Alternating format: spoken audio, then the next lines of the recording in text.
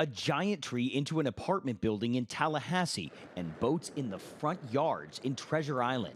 Daylight revealed scenes of utter destruction along Florida's Gulf Coast. The early reports we've received is that the damage in those counties that were really in the eye of the storm has exceeded the damage of Idalia and Debbie combined.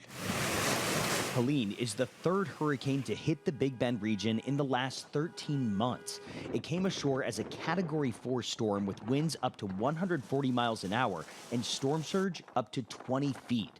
Its outer bands nearly swallowed up these cars driving along a bridge in Tampa. Authorities there say a falling highway sign hit a car, killing the driver. Anybody in your house? This rescue team in the city of South Pasadena called out for people after several homes caught fire.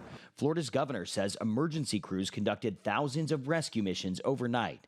Rescues were also underway in rain-soaked Georgia. Crews in Atlanta helped bring a couple, their baby, and 2 dogs to safety.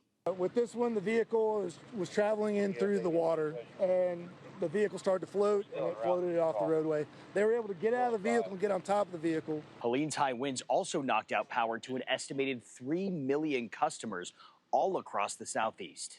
Farther north in the Carolinas, Helene is causing life-threatening flooding, especially in mountainous areas.